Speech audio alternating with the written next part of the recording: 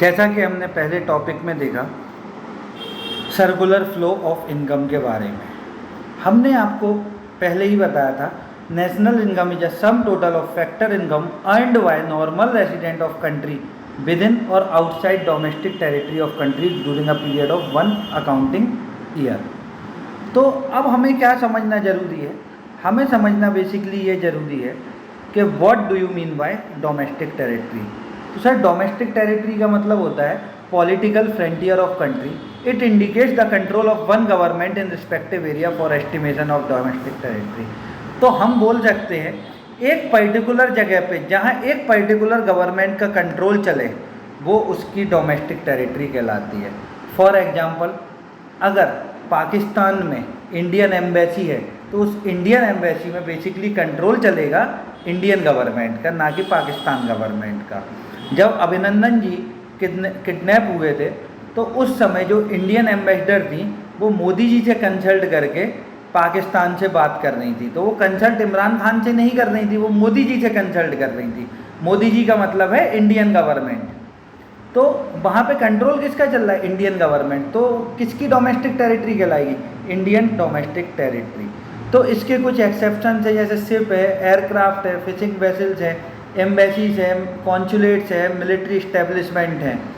तो ये सारी चीज़ें डोमेस्टिक टेरिटरी की एक्सेप्शन है। ये कहीं भी हों, ये नॉर्मल इंडियन डोमेस्टिक टेरिटरी में ही मानी जाएंगी, क्योंकि इन पर्टिकुलर चीज़ों पर इंडियन गवर्नमेंट का कंट्रोल होता है। और सेकंड इम्पॉर्टेंट पॉइंट है, हमें देखना है public welfare is a very important in estimating domestic territory. State bank of India it is also a government bank, but वो प्रॉफिट मोटिव के लिए काम कर रहा है, इसलिए अगर वो पाकिस्तान में उसकी ब्रांच है तो it will under Pakistan domestic territory, not under Indian domestic territory.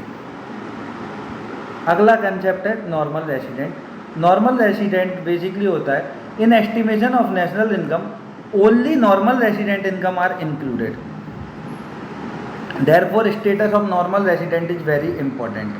तो status is determined on the basis of period of stay. अगर कोई बंदा एक जगह पे 1 साल से ज़्यादा रुकता है और वहाँ से पैसे भी कमाता है तभी वो उस पर्टिकुलर कंट्री का नॉर्मल रेसिडेंट कहलाएगा।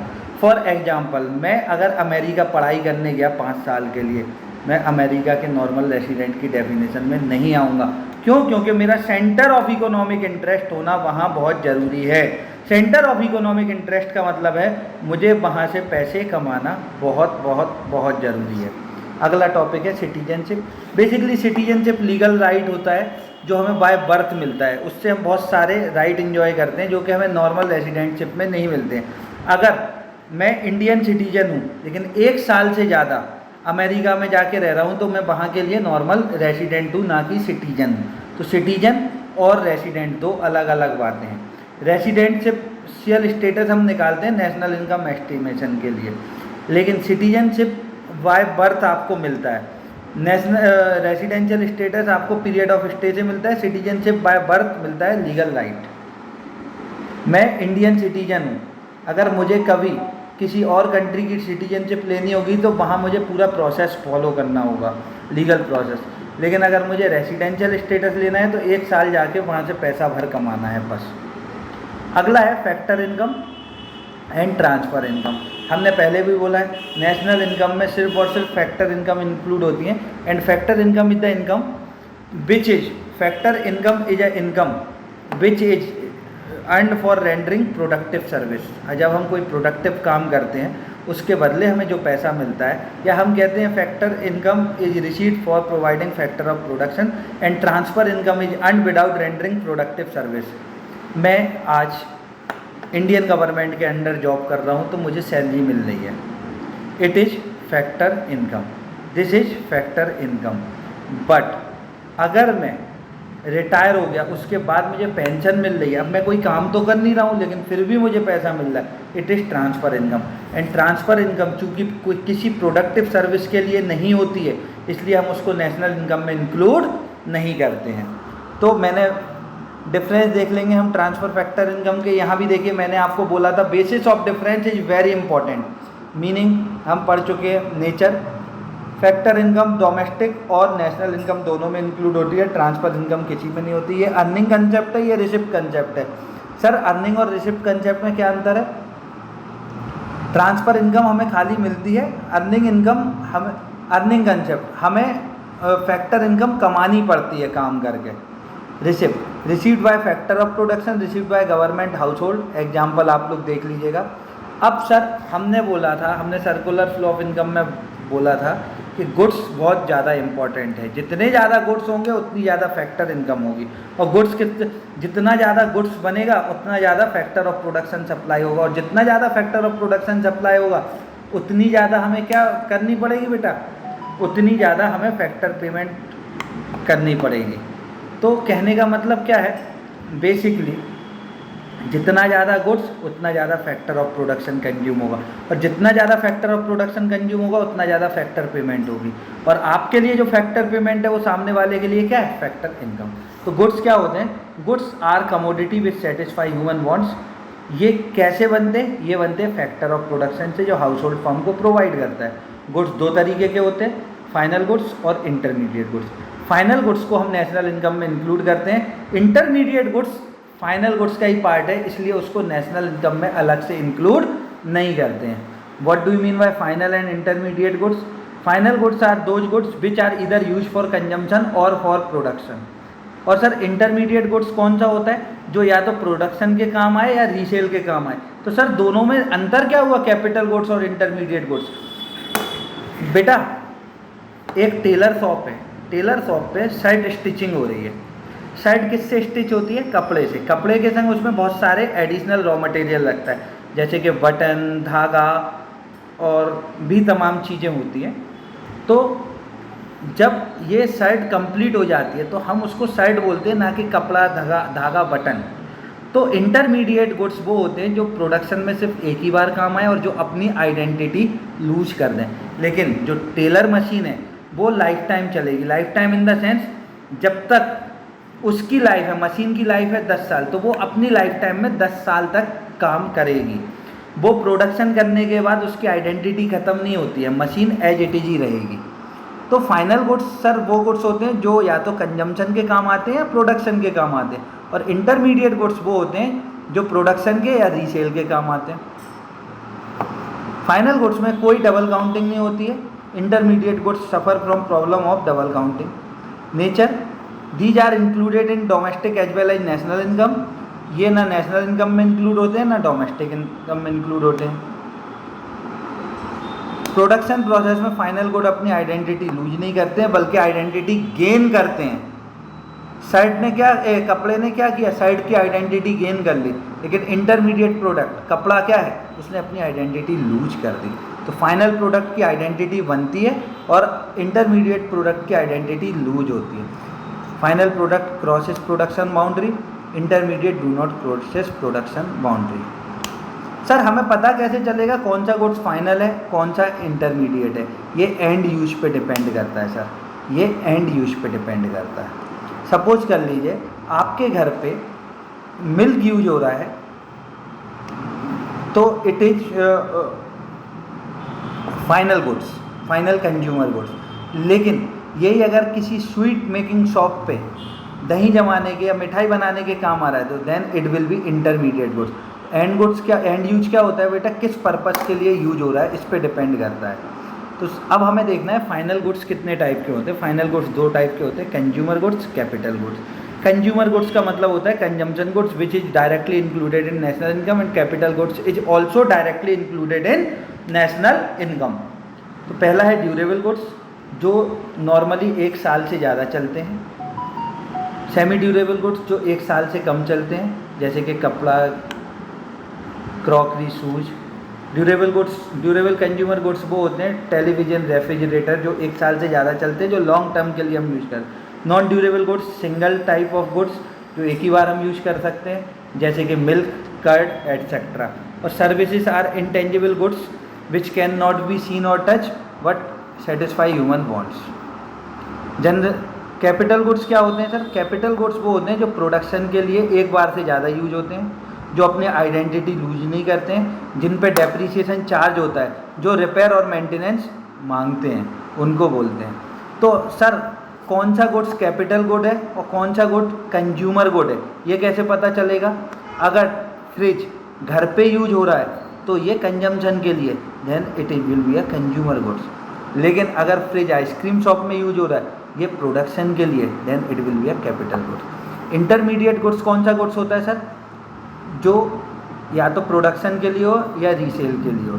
इंपॉर्टेंट फैक्ट्स क्या हैं इसके? ये they are purchase by one production unit from other production unit. ये प्रोडक्शन बाउंड्री क्रॉस नहीं करते हैं। इनकी डिराइव डिमांड होती है, they are having derive demand.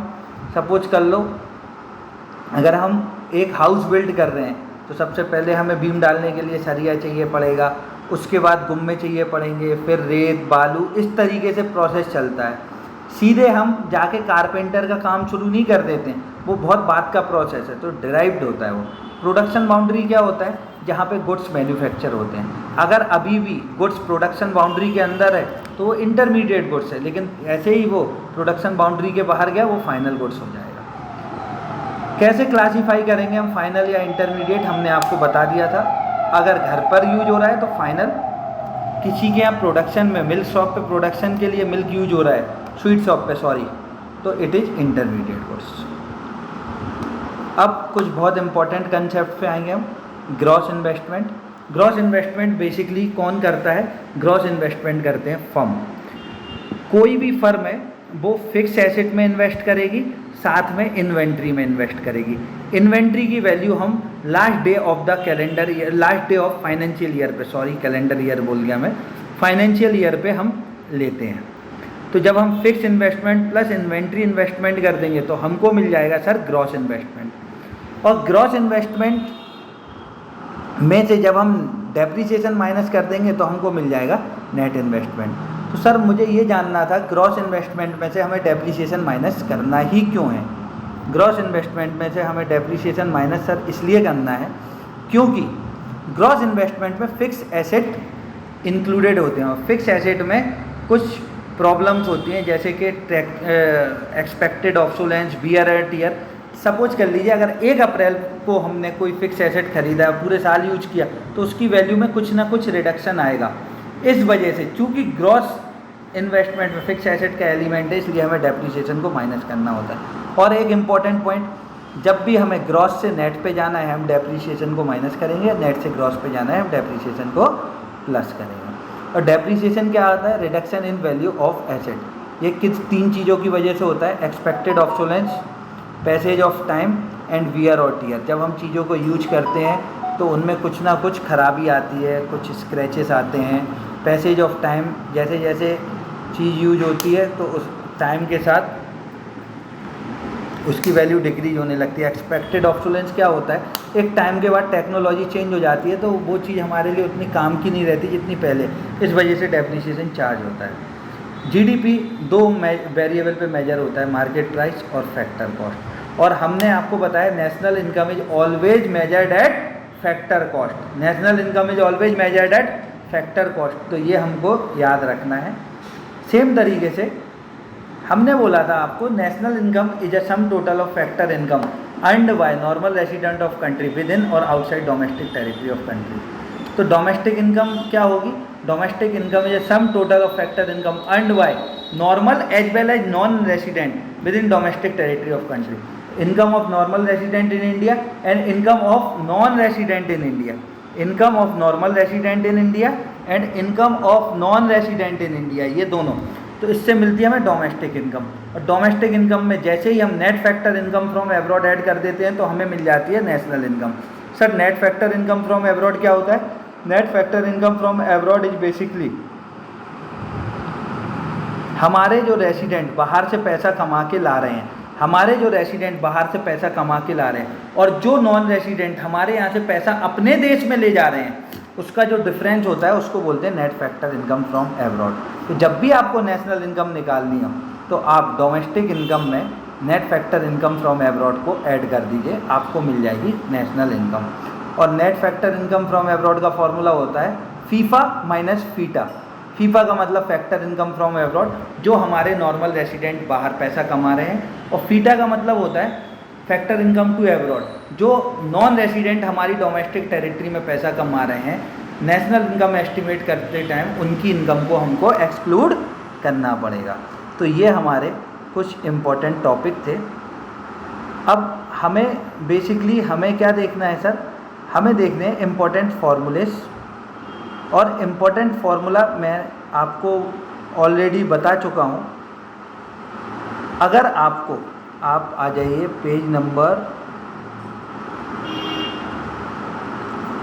ये पेज है सम वेरी इंपॉर्टेंट फार्मूला करके हेडिंग है, ये देख लीजिएगा। अगर आपको ग्रॉस से नेट पे जाना है, ऐसे आपको याद रखना है, अगर आपको ग्रॉस से नेट पे जाना है then you have to minus depreciation, net से ग्रॉस पे जाना है तो then you have to add depreciation. अगर आपको नेशनल इनकम निकालनी है तो डोमेस्टिक इनकम में नीफा को ऐड कर दीजिए, और नीफा का फॉर्मूला होता है FIFA minus FITA, factor income from abroad minus factor income to abroad. Same तरीके से डोमेस्टिक से नेशनल पे जाना है, नीफा को ऐड कर दीजिए, और नेशनल से डोमेस्टिक पे जाना है, नीफा को माइनस कर दीजिए। सर इनडायरेक्ट टैक्स का फॉर्मूला क्या होता है? नेट इनडायरेक्ट टैक्स का फॉर्मूला होता है इनडायरेक्ट टैक्स माइनस सब्सिडी। तो अगर आपको मार्केट प्राइस से फैक्टर कॉस्ट पे जाना है तो आप दो तरीके से जा सकते हैं, plus subsidy minus indirect tax, या माइनस नेट इनडायरेक्ट टैक्स। अगर फैक्टर कॉस्ट से मार्केट प्राइस पे जाना है तो minus subsidy plus indirect tax, और में हम करेंगे प्लस NIT। तो हमारी की क्या है यहाँ पे, हमें बेसिकली सबसे पहले न्यूमेरिकल करते टाइम याद रखना है, जब भी हम जब भी हम ग्रॉस से नेट पे जाएंगे तो हम डेप को माइनस करेंगे, नेट से ग्रॉस पे जाएंगे तो डेप को प्लस करेंगे। सेम तरीके से जब भी हम नेशनल इनकम से डोमेस्टिक से नेशनल पे जाएंगे तो नीफा को प्लस करेंगे, और नीफा का फॉर्मूला क्या होता है? FIFA minus FITA. अभी हम नेशनल से डोमेस्टिक पे जाएंगे तो नीफा को माइनस करेंगे। और थर्ड मैंने आपको ऑलरेडी बता दिया है, जब हम मार्केट प्राइस से फैक्टर कॉस्ट पे जाएंगे plus subsidy minus IT, factor cost से मार्केट प्राइस पे माइनस सब्सिडी प्लस IT। मैं ये एज्यूम करके चल रहा हूँ आपको सारा कंसेप्ट पता होगा मार्केट प्राइस फैक्टर कॉस्ट का, तो मैं सिर्फ फॉर्मूले पे आ रहा हूँ क्योंकि ये हमारा रिवीजन लेक्चर है, ना कि फुल टाइम लेक्चर है। मेरे पास इतना टाइम नहीं है, ना आप लोगों के पास है कि अपन पूरा डिटेल में बात कर पाएँ। तो ये हमारे बेसिक कंसेप्ट ख़त्म हुए हैं। अब हम अगला चैप्टर करेंगे न्यूमेरिकल्स, और फिर हम करेंगे next chapter Y methods, various methods.